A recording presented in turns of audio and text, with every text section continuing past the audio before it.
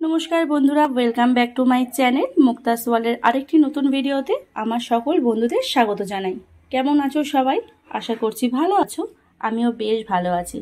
তো বন্ধুরা, আজ আমি একদম নিরামিষ একটা রেসিপি নিয়ে কিন্তু চলে এসেছি, যেটা শ্রাবণ মাসের সোমবারে উপোস করে তোমরা চোখ বন্ধ করে খেতে পারো। আর যে কোনো ঠাকুরের ভোগেও এই রেসিপিটা কিন্তু রান্না করে দেওয়া যেতে পারে। এটা হচ্ছে ভুনা খিচুড়ি রেসিপি। সামান্য কিছু উপকরণ দিয়ে চট জলদি সমস্ত নিয়মকানুন মেনে উপোসের দিনে বা নিরামিষ যে কোনো দিনে এই রেসিপিটা কিন্তু চট করে বানিয়ে নেওয়া যায়। তো চলো কি কি ইউজ করছি, কীভাবে করছি পুরোটা দেখতে থাকো। এরকম ঝরঝরে একটা ভুনা খিচুড়ির রেসিপি তোমাদের সাথে আমি আজকে শেয়ার করব। তো চলো রেসিপিতে যাওয়া যাক।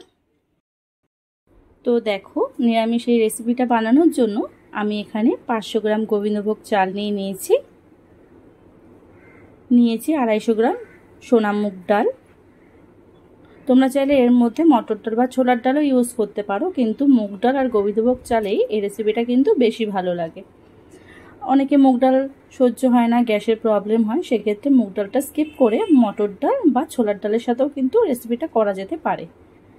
আর যা যা লাগছে সেখানে তো নুন আর মিষ্টি পরিমাণ মতো লাগবেই। আর এখানে ফোড়নের জন্য আমি নিয়েছি এরকম কয়েক টুকরো দারচিনি, এলাচ আর তেজপাতা। এই রান্নাটায় আমি একদমই তেল ইউজ করব না, এখানে ঘি ইউজ করব, যেহেতু এটা নিরামিষ পদ আর ঠাকুরের যে কোনো তেল খাওয়াটা বারণই করে, তাই এই রেসিপিটা একদম ঘিয়ে হবে। আর এখানে নিয়েছি বেশ কয়েকটা কাঁচা লঙ্কা চেরা আর এক টুকরো আদা একটু গ্রেট করে নিয়েছি। তোমরা চাইলে একটু হামানদিস্তায় থেতো করেও নিতে পারো বা শিলনোড়ায়, কিন্তু আমি এটা গ্রেট করে নিয়েছি। আর এখানে আমি নুনটা, যেহেতু ঠাকুরের উপোস করে এটা খাওয়ার ব্যাপার আছে, অনেকে কাঁচা নুনটা খেতে বারণ করে, এখানে সন্দক নুন নিয়েছি পুরোটাই। তো চলো রেসিপিটা শুরু করা যাক। প্রথমে আমি এরকম একটা পাত্র নিয়ে নেব আর মুগ ডালটাকে কাঁচাই রান্না করব, একটু সেদ্ধ করে নেব কাঁচা। হাফ সেদ্ধ করব একদম, যাতে সেদ্ধ হয় কিন্তু ভেঙে না যায়, সেই অবস্থায় 5 থেকে 10 মিনিট একটু নুন মিষ্টি দিয়ে ডালটাকে হাফ সেদ্ধ করে নেব।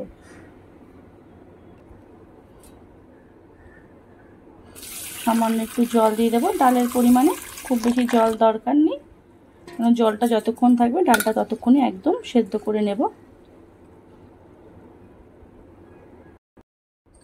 ডালটাকে সেদ্ধ করার আগে কিন্তু ভালো করে, যতক্ষণ না পরিষ্কার জল আসছে ততক্ষণ কিন্তু একটু ধুয়ে নিতে হবে, কারণ ডালে অনেক সময় অনেক নোংরা থাকে।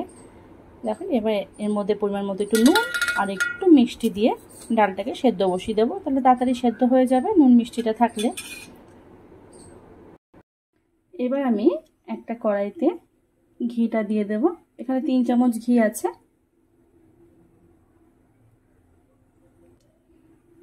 ঘিটা গরম হয়ে এসছে, এবার আমি ফোড়নের জন্য যে তেজপাতা আর এলাচ দারচিনি রেখেছি সেটা দিয়ে দেব, দিয়ে একটু নাড়াচাড়া করে নেব। 2 থেকে 3 মিনিট একটু ভাজা ভাজা হয়ে গেলে এর মধ্যে কুচিয়ে রাখা কাঁচা লঙ্কা আর আদা, গ্রেট করে রাখা আদাটা এর মধ্যে দিয়ে দেবো। মিনিট 2-1 একটু ভাজা ভাজা করে নেব। খুব সুন্দর একটা গন্ধ বেরিয়ে আসে এই সময়, বেশ মানে ভোগের একটা খাবার যেরকম হয় না, ভোগ রান্না করলে গন্ধ বেরোয়, ঠিক সেরকমই একটা গন্ধ বেরোয়। তো এবার আমি এখানে 500 গ্রাম গোবিন্দভোগ চাল দিয়ে দেবো। এদিকে ডালটা সেদ্ধ হচ্ছে, আর এখানে আমি চালটা দিয়ে একটু ভালো করে 2 থেকে 3 মিনিট চালটাকে ভাজা ভাজা করে নেব। একদম লো ফ্লেমে চালটাকে ভাজতে হবে, হাই ফ্লেম করা যাবে না, তাহলে চালটা পুড়ে যাবে। একটু নাড়াচাড়া করে আমি এখানে 1 চামচ মতো চিনি, তো নিরামিষ যে কোনো পদে একটু মিষ্টি মিষ্টি খেতেই ভালো লাগে, আর 1 চামচ মতো নুন দিয়ে দেবো। এই রান্নায় কোনো হলুদ ইউজ হবে না, চাইলে হলুদ অ্যাড করা যেতে পারে, কিন্তু এটা হলুদ ছাড়াই বেশ দেখতেও ভালো লাগে, খেতেও খুব সুন্দর লাগে।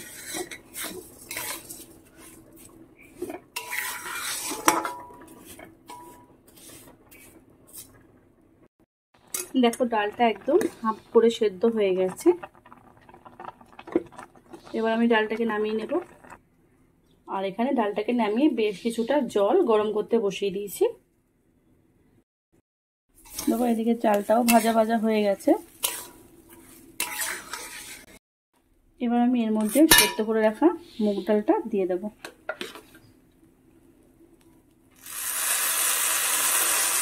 অল্প অল্প করে দেবো আর অল্প অল্প করে চালের সাথে মিশিয়ে নেব।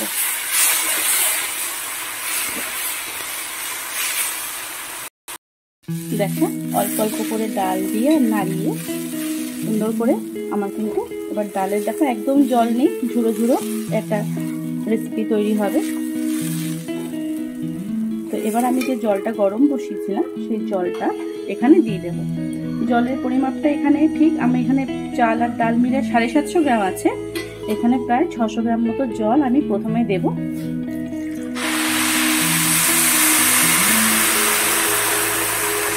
আর জলের পরিমাপটা যদি বুঝতে না পারো, চাল ডাল ঠিক যেরকম থাকবে সেই সম পরিমাণে জল কিন্তু দিতে হবে। ওপরে উঠে গেলে জল এটা ঠিক একদম নরম হয়ে যাবে, ঘেটে যাবে, ভালো লাগবে না। কারণ যেহেতু ঝরঝরে একটা রেসিপি তৈরি হবে এতে, দেখো ঠিক এরকমভাবে জলটা দিতে হবে। দেখো চাল আর ডালের কিন্তু জল লেভেল এক হতে হবে। অনেকেই এক্ষেত্রে জলের পরিমাণটা বোঝে না আর জিনিসটা ঠিক পারফেক্ট হয় না তখন। এবার আমি একটু ফ্লেমটাকে হাই করে দিয়ে চাল আর ডালটাকে পুরোপুরি সেদ্ধ হতে দেবো। দেখো জলটা যখন এরকম টেনে আসবে, এবার ঢাকা দিয়ে একদম গ্যাসের ফ্লেমটা লো করে 10 থেকে 15 মিনিট এটাকে একদম ভাপাভাবে রান্না করতে হবে। মানে যেভাবে ঢাকা দিয়ে অল্প অল্প ভাপে রান্না করি সেইভাবে। দেখো ঢাকা খোলার পর একদম ঝুরঝুরে কিন্তু একটা ভাপ চলে এসছে। এবার দেখতে হবে যে চালটা সেদ্ধ হয়েছে কিনা, না সেদ্ধ হলে আরও 2 থেকে 3 মিনিট এভাবে ভাপতে হবে। দেখো চালটাও সেদ্ধ হয়ে গেছে।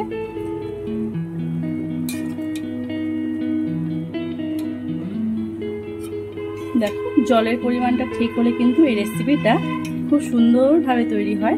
আর নিরামিষ দিনের জন্য তো একদম পারফেক্ট একটা রেসিপি। বা যে কোনো ঠাকুরের ভোগেও এই ভুনা খিচুড়ি কিন্তু করে দেওয়া যেতে পারে।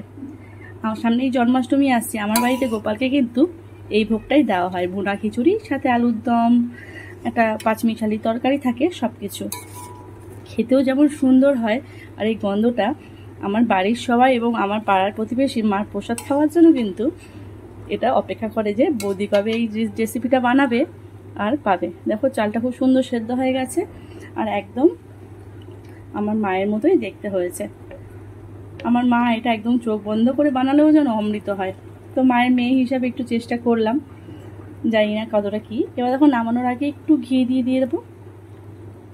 এটা একদম অপশনাল, কারণ ঘিয়ের গন্ধটা এই রেসিপিটায় খুব সুন্দর লাগে। শ্রাবণ মাসের সোমবার অনেকেই বাবার উপোস করেন, তো রাতেবেলা তো এটা কিছু খেতেই হয়, অনেকে ফেনা ভাত খিচুড়ি এসবই খান। কিন্তু এরকম এই রেসিপিটা একবার ট্রাই করে দেখতে বলবো যে কেমন লাগে। অবশ্যই ভালো লাগবে। আর খেতে এর সাথে কিছুই দরকার পড়ে না, চাইলে আলুর দম বা যে কোনো নিরামিষ তরকারি একটা রাখা যেতে পারে। পনিরের রেসিপিও এটা দিয়ে খুব ভালো লাগবে, কিন্তু শুধু শুধুও বেশ দারুণ লাগে খেতে। অনেকে ওই ঝোলঝোলা একদম পাতলা খিচুড়িটা পছন্দ করে না, সেক্ষেত্রে ভুনা খিচুড়িটা তাদের জন্য কিন্তু একদম পারফেক্ট। তো এবার এই অবস্থায় আমি 2 থেকে 3 মিনিট একটু ঢাকা দিয়ে রেখে এটাকে সার্ভ করে নেব। তো দেখো বন্ধুরা 5 থেকে 7 মিনিট একটু স্ট্যান্ডিং টাইমে দিয়ে আমার এই ঝরঝরে ভুনা খিচুড়ি কিন্তু একদম রেডি হয়ে গেছে। গরম গরম যে কোনো নিরামিষ তরকারি, আলুর দম, ছেঁচড়ার সাথে কিন্তু দারুণ লাগে। আর আগেও ওই যে বললাম, শুধু খেতেও কিন্তু বেশ লাগে। এরকম 1 প্লেট গরম গরম ভুনা খিচুড়ি যদি নিরামিষ যে কোনো দিন বা ঠাকুরের ভোগ বা শ্রাবণ মাসের সোমবারে বাবার উপোস করে খাওয়া যায়, খুব তাড়াতাড়ি খুব সুন্দর একটা সুস্বাদু খাবার কিন্তু তৈরি করা যেতে পারে বাড়িতেই। দেখো চাল ডাল একদম কিন্তু ঝুরঝুরে, কারোর সাথে কারো লেগে নেই। আর এর যা গন্ধ বেরিয়েছে, সত্যি পুরো ভোগের খিচুড়ি যে রান্না হয় সেরকম। তোমরা চাইলে এর মধ্যে হলুদও অ্যাড করতে পারো, কিন্তু হলুদ ছাড়াও কিন্তু দেখতে বেশ সুন্দর হয়েছে। তো বন্ধুরা কেমন লাগলো আজকের এই নিরামিষ রেসিপিটি আমাকে অবশ্যই জানিও। আর যে কোনো নিরামিষ দিনে বন্ধুদের রিকোয়েস্ট করব একবার হলেও এই রেসিপিটা বানিয়ে বাড়িতে খেও, আর আমাকে রিভিউ দিও যে রেসিপিটা কেমন হলো, খেতে ভালো হয়েছে না খারাপ হয়েছে। তো আজ আসি, কাল আবার অন্য কোনো রেসিপি নিয়ে আমার বন্ধুদের সামনে চলে আসব। ততক্ষণ সবাই ভালো থেকো, সুস্থ থেকো, সাবধানে থেকো। টাটা।